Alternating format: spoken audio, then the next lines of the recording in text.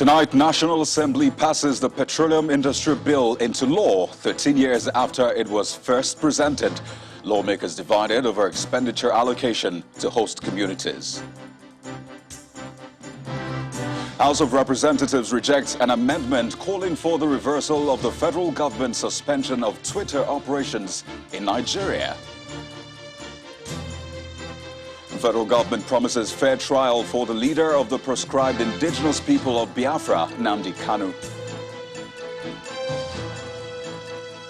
And workers halt rescue operations at the site of the collapsed building in Miami, Florida over safety fears. Plus business, sports, news from Abuja, and later international news from our London studio. On business news tonight, world's leading economies back historic global minimum corporate tax rate for multinational companies following intense negotiations at the OECD in Paris. On sports news tonight, the World Health Organization warns that crowds at the European Championship stadiums in host cities are driving the current rise in virus infections in Europe. And from Abuja, Defense Headquarters announces the arrest of a suspected ISWAP member in Ogun State while on his way to Lagos, says 73 terrorists neutralized by troops in 2 weeks.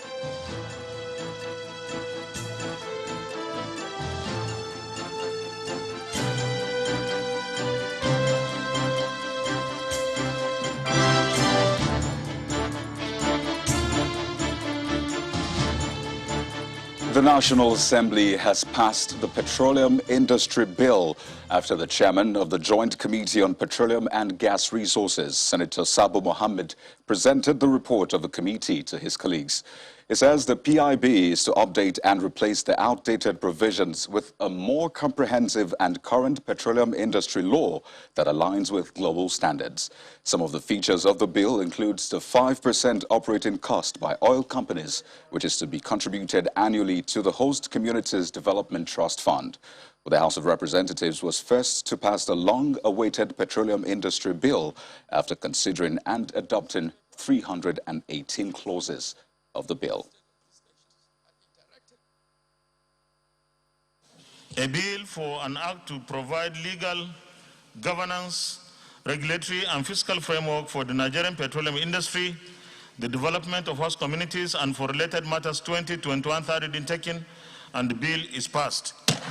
Well, distinguished colleagues, let me thank all of us for this tremendous and historical achievement of passing the long-awaited petroleum industry bill.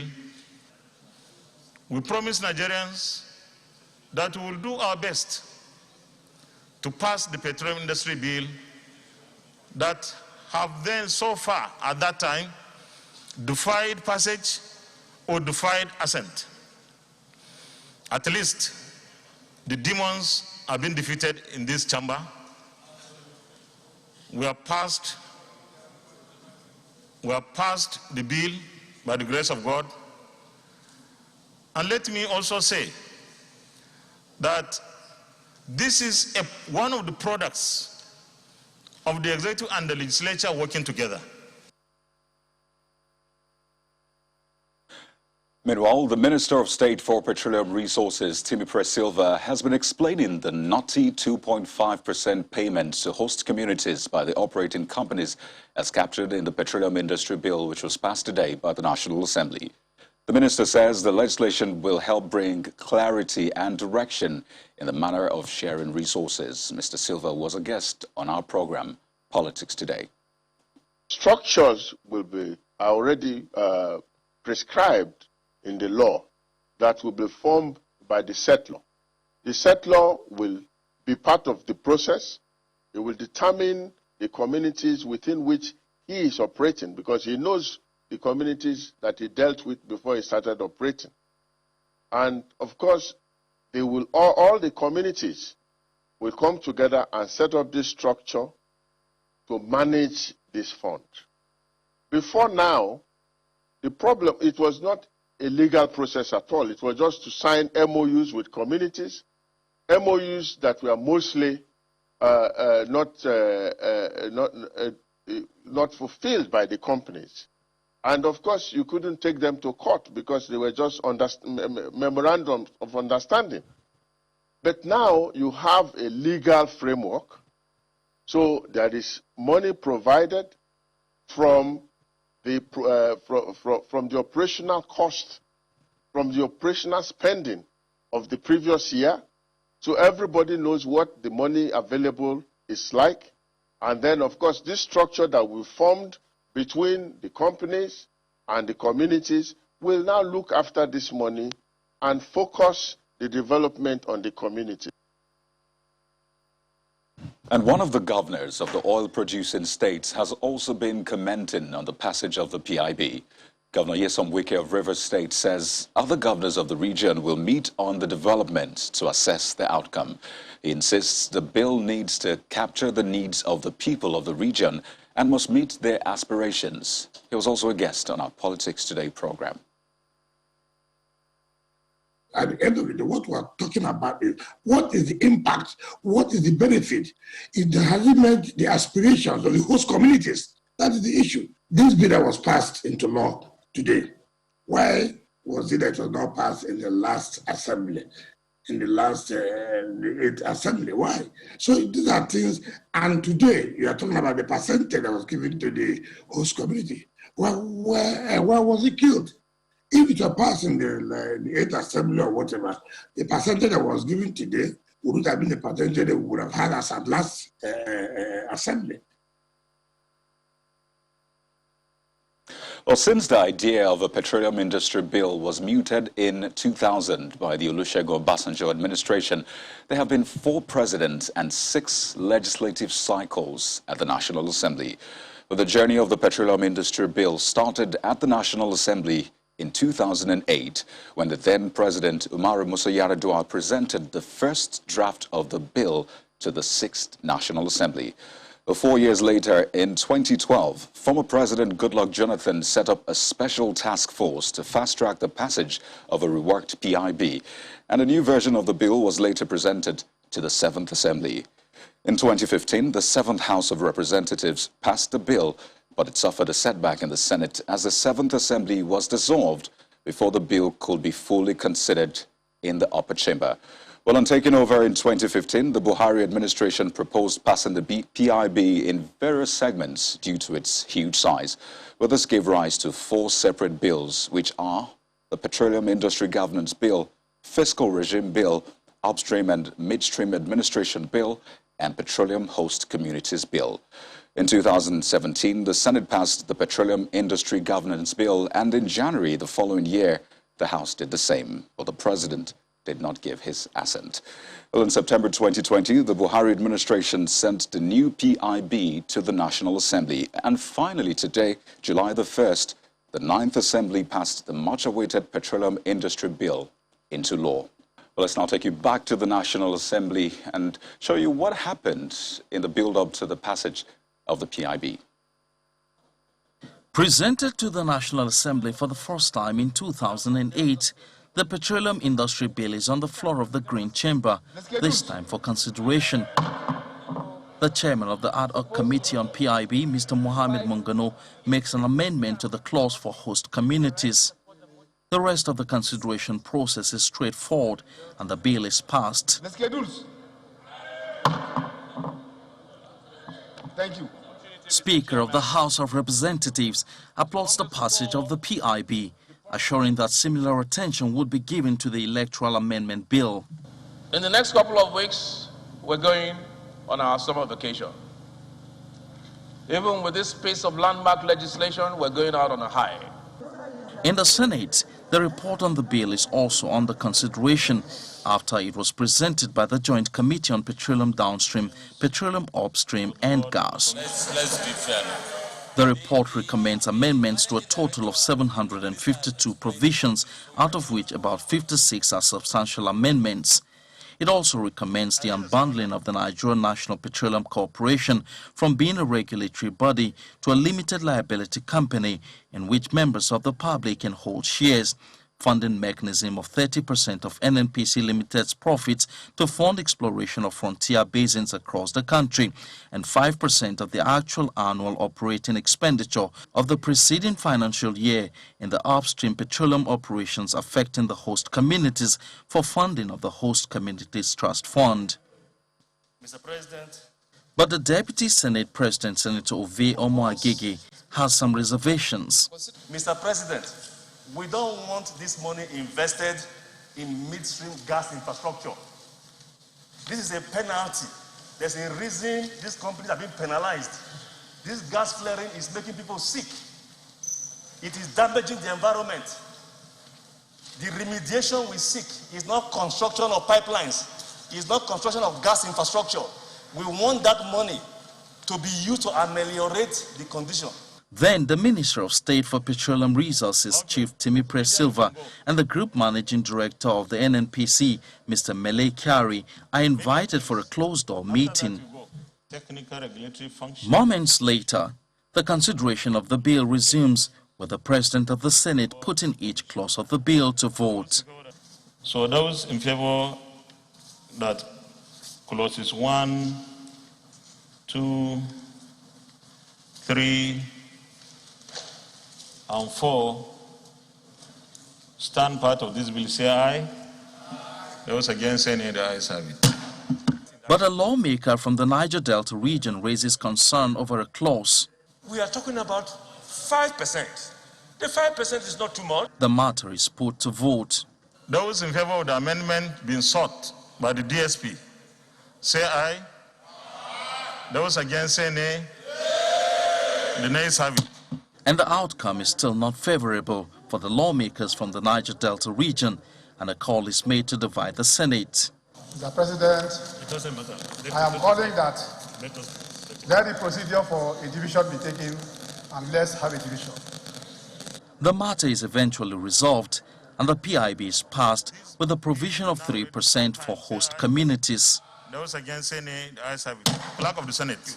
While the passage of the PIB is considered a major breakthrough by the Ninth Assembly, Nigerians await what percentage would be eventually transmitted to the President as provision for host communities.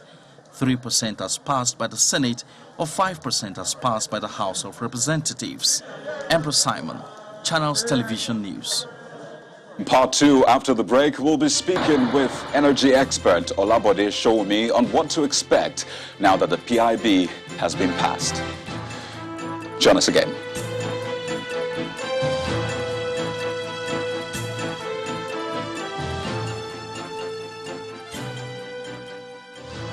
If you've just joined us, you're watching the news at 10, live on Channels Television Lagos. A reminder of our top stories.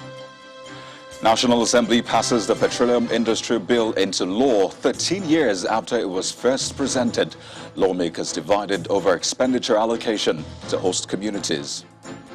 House of Representatives rejects an amendment calling for the reversal of the federal government's suspension of Twitter operations in Nigeria. Federal government promises fair trial for the leader of the proscribed indigenous people of Biafra, Nnamdi Kanu. And workers halt rescue operations at the site of the collapsed building in Miami, Florida, over safety fears.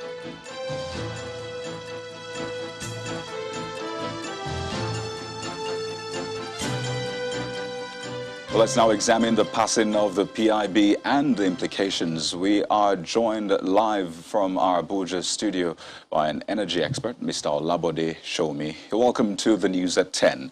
Now, I know a lot of people might recall the scuffle that broke out during the public hearing of the PIB in January between host communities. I mean, you attended that public hearing, but the story is different today. So would you say that all is now well in the petroleum sector with the passing of this bill? I think precisely that's what we should say. In simple terms, what the bill seeks to do, aside from all the literature and the vocabulary that we're hearing, is that it puts a structure into how the industry is run. You will recall, as at 2000, the investment, foreign direct investment into Nigeria has significantly dwindled. And the primary reason for that was that the uncertainties for our fiscals and for the framework was causing uncertainties in the investment dimensions from the IOCs. So from now on, we expect the industry to be clearer. We expect analysis of decisions to be clearer. We expect decisions, monetary investments into Nigeria to also be clearer. So it's perhaps the greatest, singular, most important thing that has happened to the energy industry in the last 20 years. Now, in specific terms, what changes should Nigerians expect to see if this bill is assented to by the president? I'm talking refineries, price of petrol, activities of IOCs, and the rest. Okay, in terms of specifics, I mean, it may not change the oil price. It may not necessarily mean the refineries will start to operate. But there are certain things that will happen. The NNPC, as we know it today, ceases to exist. We're going to have a regulator. And obviously, that will not open overnight. So I will expect that there will be a transition period, maybe a year, maybe 2, maybe 3. I mean, whatever transition period where they will transition from the NNPC into the new organizations and all that. You will recall that one of the bigger challenges with the petroleum industry, aside from the amount of money involved in the industry, is the fact that there is limited regulation and there is dual regulation.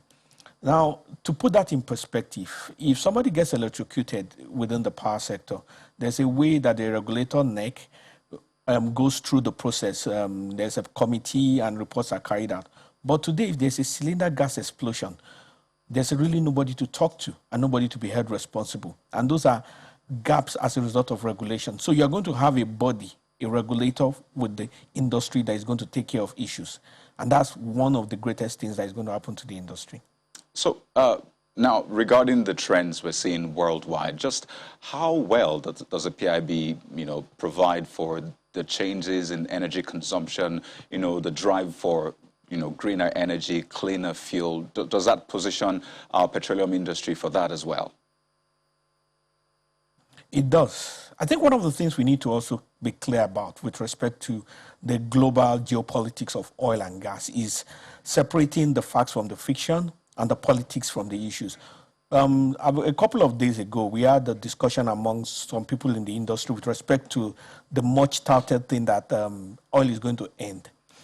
And sometimes it's good to look at the fundamentals. Yes, it is possible that you are going to have significant reduction and maybe even an end to gasoline, that's petrol, for the cars. But that does not mean the end of crude oil. I'm far from it. One of the things we must understand as a fundamental is that there are over 10,000 products that are dependent on crude oil, from bitumen on the streets, from ink that is used to in pens, from the hair that women make, from the roofing sheets. There are more than 10,000 products of daily life that are dependent on crude oil. And until there is a duplicate or a replica that will be used as a substitute for those products that is commercially competitive to crude oil still becomes relevant. So when we talk about end of crude oil, people just think that all there is to crude oil is petrol. But there's a lot more than that. So as a result, we have a product which we are not maximizing because we are not really developing into the full product. But the world needs to maximize it. And it is on the basis of that oil is not simply going to disappear. Yes, we have a PIB, which is going to put a structure to the industry, which is going to attract investment in clear terms. And that will make us to be more responsible. That will make people who want to audit and look into the industry to be able to audit it clearly. And above all, it will enable Nigerians to benefit in a greater dimension from the industry. Well, Mr. Olabode Shomi, it's been a pleasure having you on the News at 10. Thank you. Thank you. The pleasure is all mine. Well, the Attorney General of the Federation and Minister of Justice, Abubakar Malami, has hosted the British High Commissioner, Ms. Katrina Lang, at a meeting which lasted for almost an hour in his office. The discussions at the meeting include bilateral issues relating to asset recovery, anti-corruption crusade, amendment of the Electoral Act, the Audit Bill, Petroleum Industry Bill, Twitter ban, and counter-terrorism approaches. On the Petroleum Industry Bill, the minister said necessary steps have been taken to ensure the pending bills are transmitted to the president for assent. Mr. Malami explained that the essence of the amendment of the Electoral Act was to enhance the democratic system, thereby addressing delays in judicial determination of pre-election matters, as well as ensuring justice and fairness in the conduct of election processes, including party primaries. He said to strengthen the fight against corruption, the government came up with the Proceeds of Crime Bill and Audit Bill, among others. On a Twitter ban in the country, Mr. Malami said the government has established a committee on the matter and the company has approached the government over the issue. He maintains that the interest of Nigeria matters most for any company that wants to do business in the country. On her part, the British High Commissioner thanked the minister for the clarification on the issues, maintaining that the steps taken in the fight against corruption and electoral reforms are really encouraging. Back to the National Assembly, where lawmakers of the House in the House of Representatives have rejected an amendment calling for the reversal of the federal government's suspension of Twitter.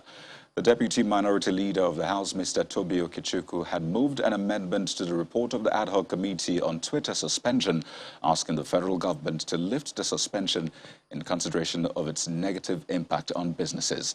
Now, when the question was put to the lawmakers, majority voted to continue the suspension. Now, calls by the Minority Leader of the Senate, Ainaya Baribe, for a fair trial for the rearrested leader of the indigenous people of Biafra, Nnamdi Kanu, has elicited a response from the federal government with a promise that the IPOB leader will indeed get a fair trial.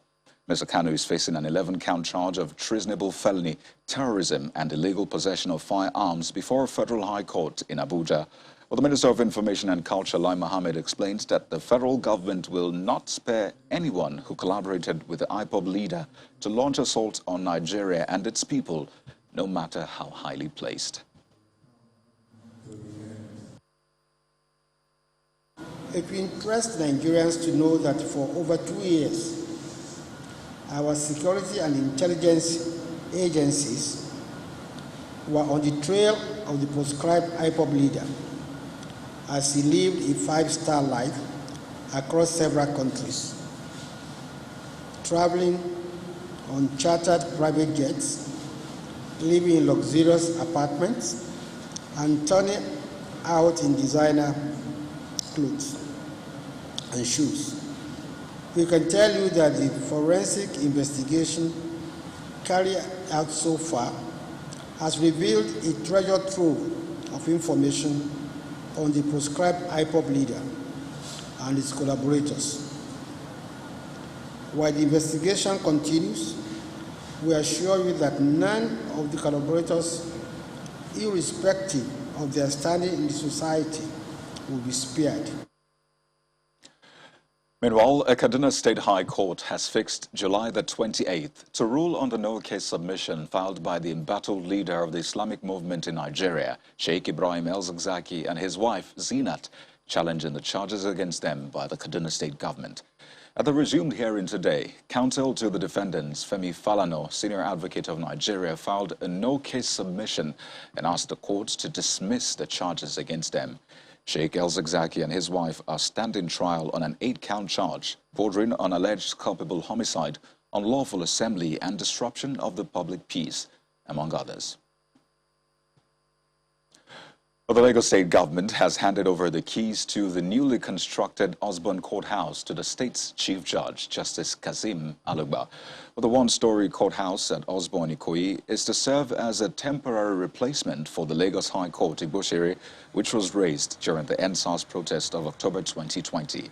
The waterfront facility consists of 8 courtrooms, 8 judges' chambers, offices for secretaries and registrars, a general office for administrative staff, a canteen, a litigants' room, an office for the CJ, and restrooms on every floor. The State Attorney General and Commissioner of Justice, Moyosoro Onigbanjo, says the building of the courthouse was part of efforts of the state government to restore the state's justice system. Some of the courts there will be part of the digitalization program, digitalization of our courts, to make them fully technologically savvy, so that the era of judges writing in longhand will be a thing of the past.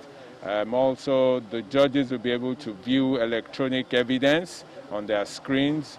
The recordings will be automatic, and people can get transcripts of proceedings on the same day of the proceedings. Now we are also in Sabo, This project is being done by the judiciary themselves. They are converting the former court premises. We have seen 4 courtrooms here.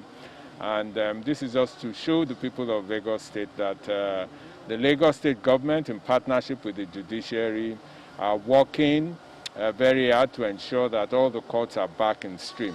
Also, with the Okochiri courts, the Rebuild Lagos team are also working on the design, and we're sure that before the end of the year, construction work will also commence on the Okochiri court.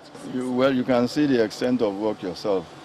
I've been a sort of nuisance to the contractors. So you see that they were not surprised when they saw us coming in. But that's my style. Anytime I just bump on them. And I must commend them. I must commend them. They have been very adept at what they were doing. And I'm sure by the grace of God, latest mid-month, costs should be sitting here. When the news at 10 returns, Defense Headquarters announces the arrest of a suspected ISWAP member in Ogun State while on his way to Lagos, says 73 terrorists neutralized by troops in 2 weeks. Join us again. We now cross over to our Abuja studio for more on the news at 10 with Markwe Ogun Yusuf. Good evening, Markwe. Hello, Kayode. It's good to see you. We begin here in Abuja with security matters as the Defense Headquarters has announced the arrest of a suspected member of the Islamic State West Africa Province, ISWAP, in the Sangota area of Ogun State while on his way to Lagos. The acting director of Defense Media Operation, Brigadier General Bernard Onyoko, says the arrest of the suspect, Ibrahim Musa, was made during standing patrols and raid operations at strategic areas.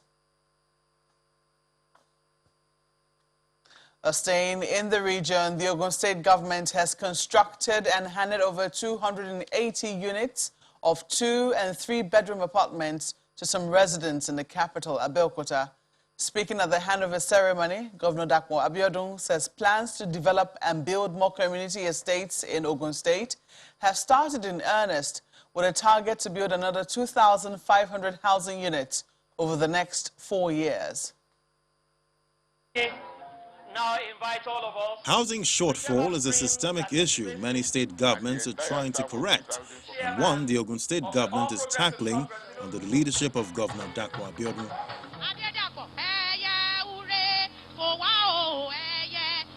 With a mission to provide suitable and affordable shelter for citizens and residents of Ogun State, Prince Court is a 280-unit residential housing estate located in Kemtai Diaba, Abeokuta, the state capital. This residential estate, which is the first in the series of affordable housing initiative, was developed within a record time of 92 days. Community leaders and other dignitaries wish to see such housing projects spread across the state to enhance rural and urban areas. We acknowledge that a lot has been done to redress our plight.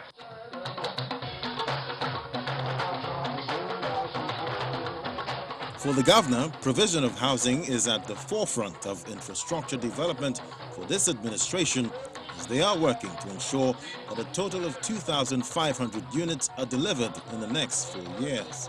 Shelter remains one of the basic needs of human beings and has continued to be one of the most expensive assets to be owned by individuals.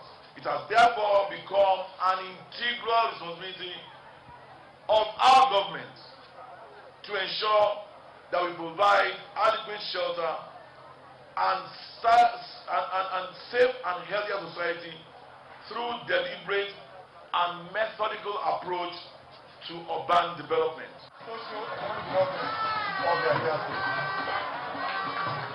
Prince Court consists of 2- and 3-bedroom complexes and boasts of car parking space, adequate lighting, beautiful landscape, central water system, drainage networks, and individual driving access and 24-hour security, amongst other facilities. Meanwhile, the Rivers State government has also flagged off the second phase of international roads in Okochiri town of Okrika local government area. The state governor, Nyesom Wike, says he's passionate about the development of the state, noting that the problem with the political class is dishonesty in honoring their social contract to the electorate.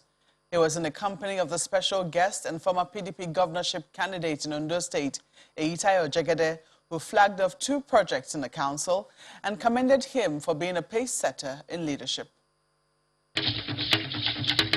The coastal kingdom of Okochiri in Okrika local government area comes alive as Governor Nyesom Wike, in company of guests, visit for a second time to flag off the construction of 9 internal road network.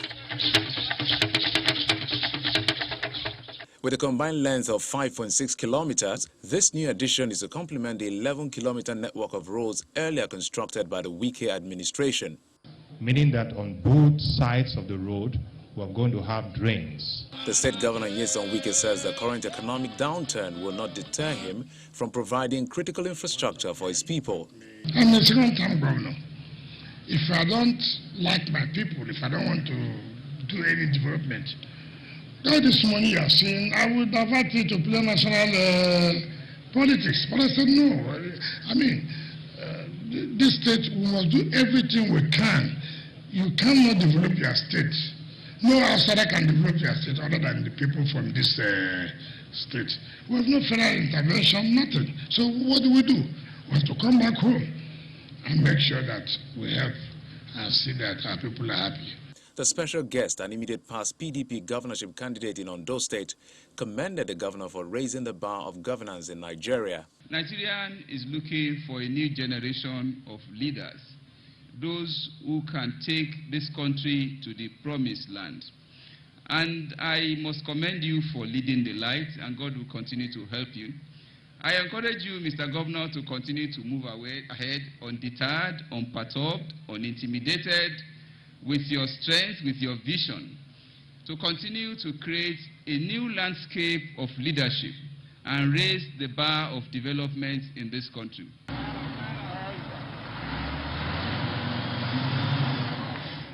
Meanwhile, Governor Wike had earlier led a special guest to the Okrika jetty to flag off the reclamation of 536 plots of land.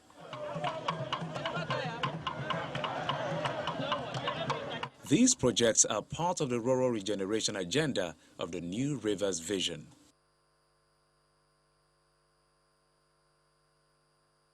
And in economic matters, the Vice President, Professor Yemi Osinbajo, has flagged up the 28th edition of Micro, Small and Medium Enterprises Clinics in Jigawa State.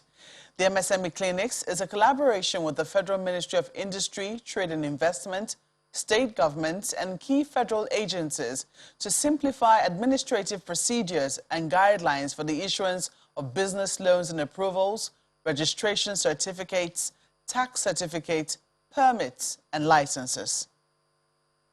The Vice President, Professor Yemi Osinbajo, arriving at the Sir Ahmadu Bello Hall in Dutse, the Jigawa state capital, in company of the state governor, Badaru Abubakar, and other dignitaries. They first make their way to the National Micro, Small and Medium Enterprises Clinic, stand to inspect products and items locally produced in Jigawa state. And then they join other guests for the launch of the MSME Clinic. The arrival of their excellencies. The Minister of State for Industry, Trade and Investment, Ambassador Mariam Katagum, highlights the importance of MSMEs in the country's economic growth. At the last count, Nigeria had about 41 million MSMEs, which according to the latest Medan MBS MSME survey, contribute nearly 50% of the country's GDP and account for over 80% of employment in the country. The state governor, Badaru Abubakar, believes the MSME Clinic intervention is timely in supporting businesses looking to bounce back from setbacks due to COVID-19. Today's program is about federal government support to business enterprises, which is critical to economic growth, job creation, employment generation, and poverty reduction.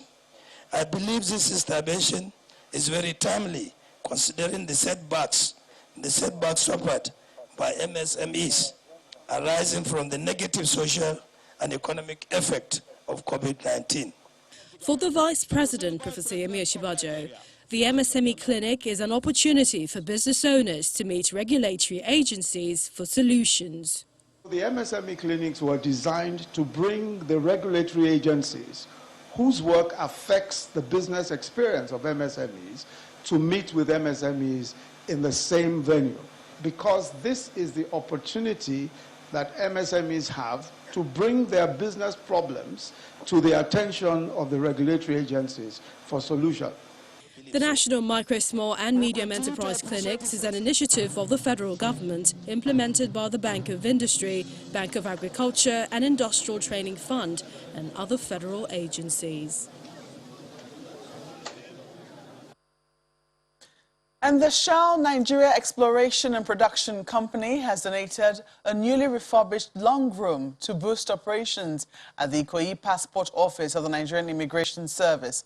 The Vice President, Human Resources, Shell Nigeria, Kayode Ogunleye, at a formal handover ceremony, said this intervention is part of the company's corporate social responsibility aimed at improving quality service delivery of the Nigerian Immigration Service to Nigerians. For the benefit of all Nigerians. Raising the bar of service delivery at the Ikoyi Passport Office is at the heart of this gathering. Here, top management of the Shell Nigeria Exploration Company, the National Petroleum Investment Management Services and its co-venture partners come together to formally present a new long room to the passport issuing agency. From what was described as a rundown and dilapidated structure, beauty has risen from the ashes, as the long room now boasts of 6 units of large-screen television sets and a queue management system, amongst others. We've divided it into 2 sides, one area for the officers and the sitting area for the public as well. We've also installed like a queuing system, typically what you find in banks and any areas. And like I said, natural plug-in into the immigration services reform. For the donors, this is one way to give back to the country which has empowered them economically. If you look at all companies in Nigeria, it's important that we play a part in developing the economy, developing the nation. So doing this clearly, it really helps us to reach out to the public and to ensure that people understand what we stand for and understand the things that we do to help not just the government but also the people of our country. This is a gift. The Nigerian Immigration Service is excited with investment in modern infrastructure. If companies like Shell and their subsidiaries working in a place where they make good money in a country can give back to society like this, then society will have no complaint. They have given us what there is none so far in the whole of West Africa or Africa.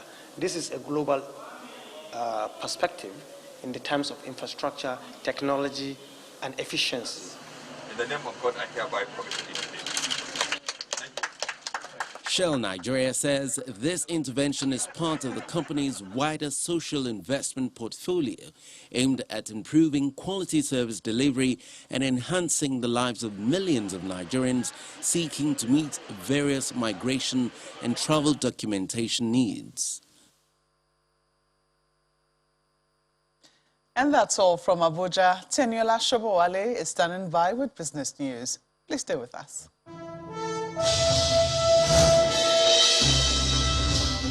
Thanks a lot, Malcolm. Welcome to Business News. The world's leading economies have backed a plan to force multinational companies to pay a global minimum corporate tax rate of at least 15% following intense negotiations by members of the Paris-based Organization for Economic Cooperation and Development. The historic agreement among 130 countries, representing more than 90% of global GDP, is part of a broader deal to overhaul international tax rules and ensure that large companies, including big techs, pay at least $100 billion a year in taxes, with more of that money going to the countries where they do most of their business. However, 9 out of 139 countries involved in the talks, including Nigeria, which are OECD members, objected to the framework, which will be put in place next year and implemented in 2023. Leading player in the automobile business in Nigeria, Cosby Motors, has demonstrated its capacity to lead the nation into a fresh industrial era in the automobile sector by releasing more locally assembled exotic and high-end cars. These are being showcased at the 15th edition of the Lagos Motor Fair. The General Manager, Marketing and Corporate Communications of Cosby Group says the company is committed towards actualizing its mission to deliver excellent products and services to customers with value for their money. To local auto manufacturing companies. This year's Lagos Motor Fair holds indoors. Cosby's participation is in a bid to ensure customers get the opportunity to see and experience the best, as it showcases one of the latest additions to its portfolio, the iconic French product, the Renault. The Director General of the National Automotive Design and Development Council, Jelani Aliyu, is introduced to various models of the Renault brand while touring the exhibition stands. Of the large family as well. It's four-wheel drive, alloy wheel. What appears to captivate the NADDC boss is that some of these models are assembled in Nigeria by Cosby. I'm very happy to see the Renault Logan right here being assembled here in Lagos for the Nigerian market. It's a compact vehicle that we are sure will add a lot of value to the lives of many people, starting with those that have gotten jobs at the factory and those who would be using it for their personal needs. The sales manager, Olayinka, explained some of the unique features of its starter model, the Renault Kwid, and the flagship model, the Renault Koleos. One of the benefits of the car is you are comfortable when you are driving it, and it gives you more status because the shape of the car is aerodynamic, and the contemporary is a very fine car and very easy to maintain. A starter is somebody that does not have enough money, but you want to ride a nice car. So Cosby provides that enabling environment for a starter to use Renault Kwid. There's also a promo on the Kwid and Koleos models. Customers stand to go home with an Abro power generating set and purchasing any of the two, as well as a finance scheme backing up any purchase of the 5 variant of Renault. We've partnered with some of the best finance institution, more especially one of our subsidiaries, that's Cosby Mobility, the representative of 60 Nigeria. If you come to Cosby's showroom, you have the opportunity of getting a finance support from Cosby Mobility. All you need to do is pay as little as 10% of the principal amount of any of your preferred choice, and you are as good as driving no many of these Renaults. In all of these, Cosby Group says it is bringing back the Renault brand in a positive way. It's time for the stock market report. Now, Ovie Bikomo has a summary of the day's transactions at the exchange.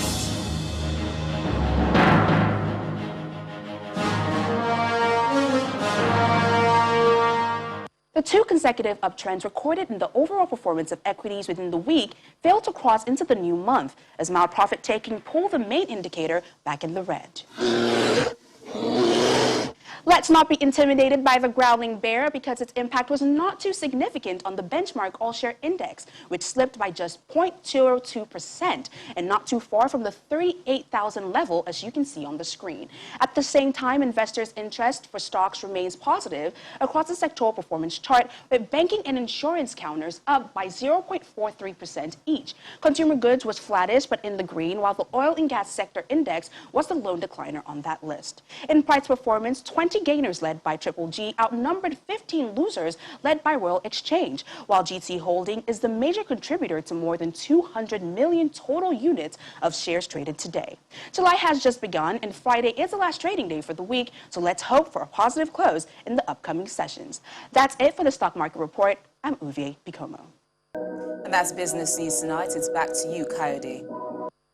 Well, thanks a lot, Tenny. Let's now join Simon Pussy for latest international news in around the world in 5. Good evening and welcome to the Channel Studios here in London with your international news around the world in 5. China's President Xi Jinping has warned that foreign powers will get their heads bashed if they attempt to bully or influence the country. Mr. Xi delivered a defiant speech at an event marking the centenary of the ruling Communist Party.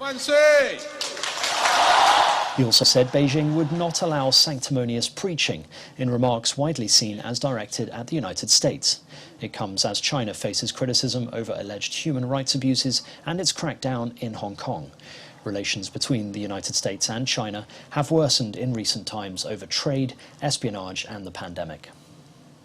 Hundreds of sudden deaths, many of them suspected of being heat-related, have been reported during Canada's record-breaking heatwave. Some 486 fatalities were recorded over the past 5 days in British Columbia alone, a 195% increase on the usual amount over that period.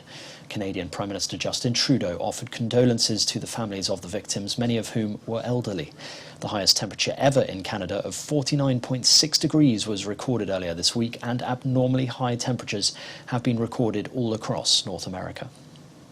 Accusers have spoken of their shock and anger after Bill Cosby's sexual assault conviction was overturned. I want everyone to know that I do believe that this was a very important fight. Attorney Gloria Allred, who represents 33 women who have accused Mr. Cosby over various crimes, said the court's decision could deter women from coming forward in the future.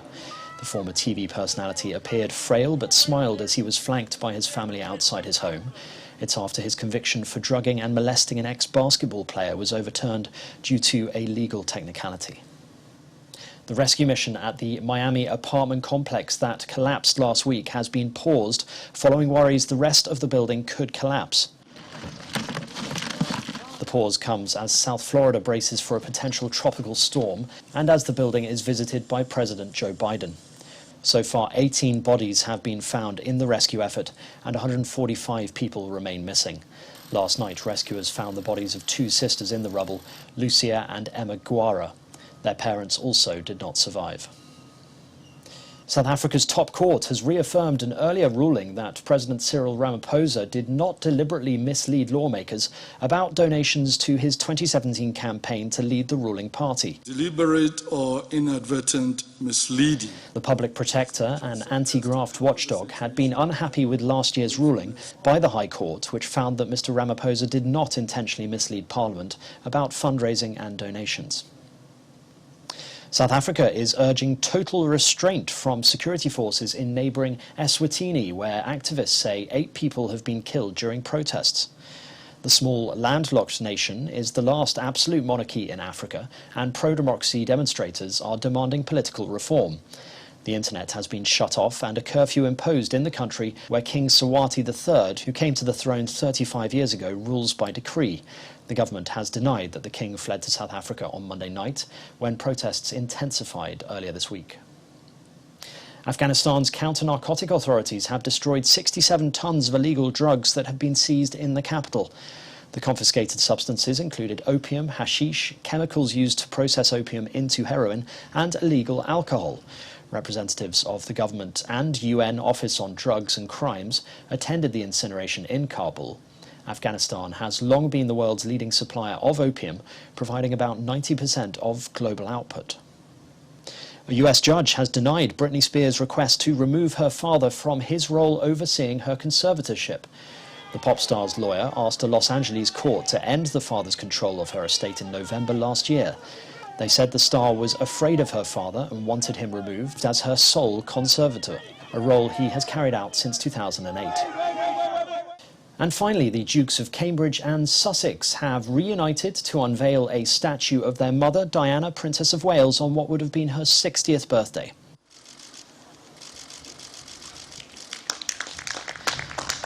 The event is William and Harry's first appearance together since the Duke of Edinburgh's funeral and comes at a time when the brothers are supposed to be on less than friendly terms. The statue will stand in Kensington Palace's Sunken Garden in London. At the time it was commissioned, they said they hoped it would help visitors to the palace reflect on her life and her legacy. And that's your international news around the world in 5. And now back to the Channel studios in Lagos. Many thanks, Simon. The World Health Organization has warned that crowds at European Championship stadiums in host cities are driving the current rise in coronavirus infections in Europe. The WHO says a 10-week decline in new COVID-19 infections across the region has come to an end, and a new wave of infections is inevitable if football fans and others drop their guard. And that's sports news. Thanks a lot, Ayo. And the main news again. National Assembly passes the Petroleum Industry Bill into law 13 years after it was first presented. And that's news at 10. Thank you for watching. I'm Kairo Kikilu. Good night.